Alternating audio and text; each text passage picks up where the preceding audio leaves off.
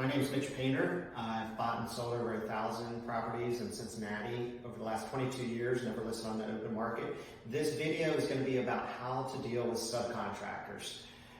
It is very important to have a system going into a project before you start where you approach the process of dealing with subcontractors. So first, most important is to screen the contractor. Do not hire any contractor without first checking their references, their past jobs, their criminal history, and their past civil court history. Have they been sued before, for example, by a past investor, perhaps? So once you screen them, then of course you're going to test them on a project as small as possible to see, do they show up, do they ask for money before they're owed, and then you can slowly build in time. I would caution you of giving a new contractor at first, until you test them, a large project, until you make sure that they show up and they'll do a good job. Another important part of screening contractors and using subcontractors is to have a written contract with a very clear scope of work and a draw schedule. So you want to think about every little thing that you can that is included in their project that they're doing, and you want to include that in the scope of work in the contract.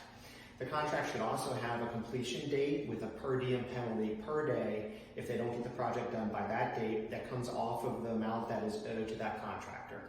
And what that does is that incentivizes the contractor to get done on time.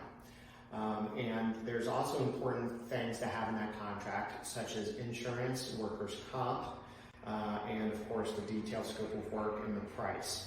Having a contract is just going to protect you.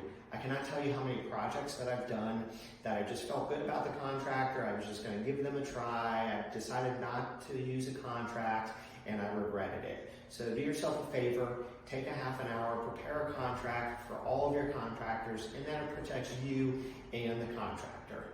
And then don't be afraid in dealing with subcontractors. An important thing is don't be afraid to fire a contractor and find somebody else to do the job. There comes a time where you just have to part ways, because your time here is so precious and you don't want to deal with somebody that is difficult to deal with. And unfortunately in the industry there are a lot of contractors that are that way.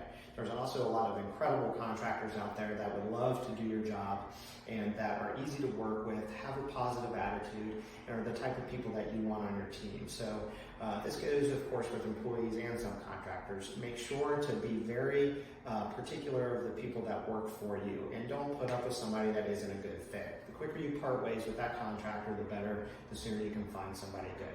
So hopefully this video was helpful of how to deal with contractors. It's an important subject. It's something that you'll learn with experience. Make sure to reach out to some mentors to ask their experience and their recommendations so you can incorporate that into your system. And don't hesitate to send me a message or comment on this video. I'm happy to help in any way that I can.